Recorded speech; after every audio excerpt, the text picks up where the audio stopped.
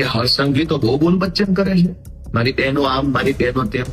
એક બેન ઉપર તમે એટ્રોસિટીની ખોટી એફઆઈઆર કરી. જનતા રેડ કરી મેં સાંભળ્યું છે કે દારૂના અડ્ડાઓ કોઈ પોલીસ મિત્રોના સંરક્ષણથી ચાલી રહ્યા હતા. બિહારથી પણ બદતર હાલત કાનૂન વ્યવસ્થાની થઈ ગઈ છે. હાલ ગુજરાતના રાજકારણમાં મોટી ઉથલપાથલ જોવા મળી રહી છે. ગત મોડી રાત્રે કચ્છમાંથી એક આપના મોટા નેતાના ધરપકડ કરવામાં આવી છે.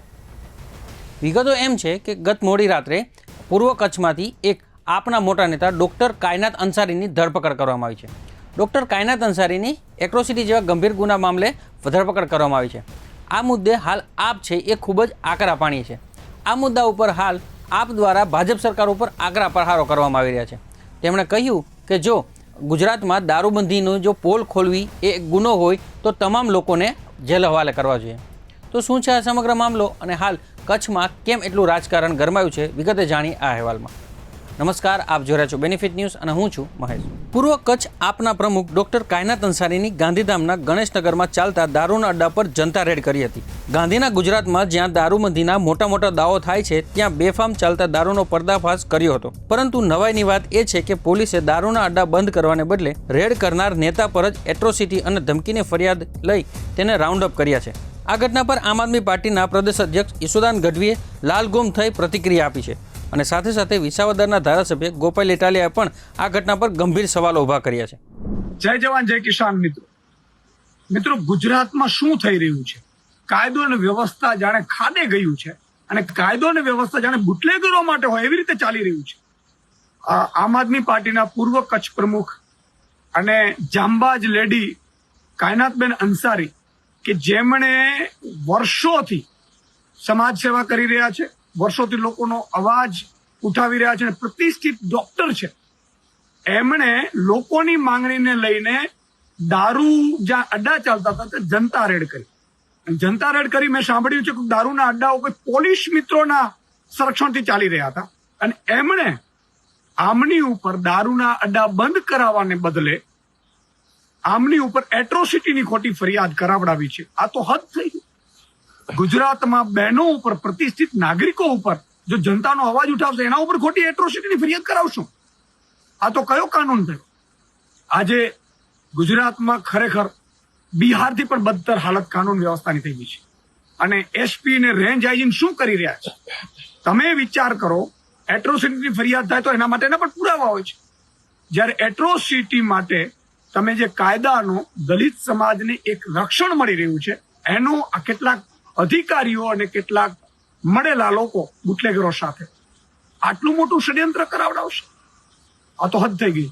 કાયનાતબેન અંસારીને ખોટી રીતે ફસાવવામાં આવી છે. આમ આદમી પાર્ટી એનો સખ્ત શબ્દોમાં વિરોધ કરી રહી છે અને આ મામલે આમ આદમી પાર્ટી લડી રહેશે અને લોકોને પણ અમે કહીએ છીએ કે જનતા રેડ, દારૂના અડ્ડા ઉપર જનતા રેડ, હવે કચ્છમાં એક દારૂના અડ્ડા ઉપર જનતા રેડ આમ આદમી પાર્ટી કરશે. નમસ્કાર મિત્રો, હું છું ગોપાલ ઇટાલિયા. આજે એક મહત્વની બાબત ગુજરાતના લોકોને જણાવવી છે કે ગુજરાતની અંદર દારૂબંધીનો વિરોધ કરો, દારૂ વેચનારાનો વિરોધ કરો એટલે દારૂ વેચનારા કરતા પણ પોલીસને વધારે ખોટું લાગી જાય છે. આમ આદમી પાર્ટીના કચ્છના કાર્યકર્તા કાયનાતબેન આથા ઉપર થોડાક દિવસ પહેલા એમણે જનતા રેડ કરી હતી એક બુટલેગરને ત્યાં, અને જનતા રેડમાં ખૂબ વિશાળ સંખ્યામાં પુષ્કળ દારૂ પકડાનો અને એના કારણે પોલીસે એફઆઈઆર કરવી પડી, આરોપીને પકડવા પડ્યા, હપ્તા બંધ થયા, એવું બધી તકલીફ પોલીસને અને ભાજપના નેતાઓને પડી. 2-3 દિવસ પહેલા જે જનતા રેડ કરી હતી એ ઘટનાને હાથો બનાવી, કોઈ દલિત સમાજના મહિલાને હાથો બનાવી પોલીસે આજે એમની ધરપકડ કરી લીધી છે એટ્રોસિટી એક્ટ પ્રમાણે. હવે કાયદાની પ્રોસેસ છે, છૂટી જશે, કોઈ ફાંસીની સજા છે નહીં. જોવાનો વિષય એ છે કે હરીશભાઈ સાવલિયા જુનાગઢના જિલ્લા પ્રમુખ ખેડૂતો માટે લડતા હતા તો એમના વિરુદ્ધમાં પણ એટ્રોસિટીની ખોટી ફરિયાદ કરવામાં આવી. દારૂના અડ્ડા પર જનતા રેડ કરો તો પણ એટ્રોસિટીની ખોટી ફરિયાદ કરવામાં આવે છે. અમારા અન્ય આગેવાનો જે કંઈ પણ લડાઈ લડતા હોય તો એમના ઉપર પણ એટ્રોસિટીની ખોટી ફરિયાદ કરવામાં આવે છે. આ સમગ્ર બાબતમાં 2 મુદ્દાઓ સમાજે ધ્યાનમાં લેવા જોઈએ. એક કે એટ્રોસિટીની ખોટી ફરિયાદો જો પોલીસ જ કરતી હોય પોલીસ જ દલિત સમાજના કે આદિવાસી સમાજના વ્યક્તિને હાથો બનાવી આમ આદમી પાર્ટીના કાર્યકર્તાઓને ટાર્ગેટ કરવા માટે એટ્રોસિટીની કાયદાનો દુરુપયોગ કરતા હોય તો ભવિષ્યમાં આ કાયદો બૂઠો બની જાય, અને બૂઠો બની જાય તો એનું નુકસાન સમાજના છેવાડાના વર્ગને જરૂર જાય. એટલે બધાએ બોલવું જોઈએ. કાયદાનો ઉપયોગ રાજકીય વિરોધીઓને દબાવવા માટે થાય તો એનાથી રાજકીય લોકોનું કોઈ નુકસાન નથી, પણ સમાજના જે વર્ગ માટે આ કાયદો બન્યો છે એના માટે આ નુકસાન છે. બીજી વાત કે હર્ષ સંઘવી તો બહુ બોલ બચ્ચન કરે છે, મારી બહેનો આમ, મારી બહેનો તેમ.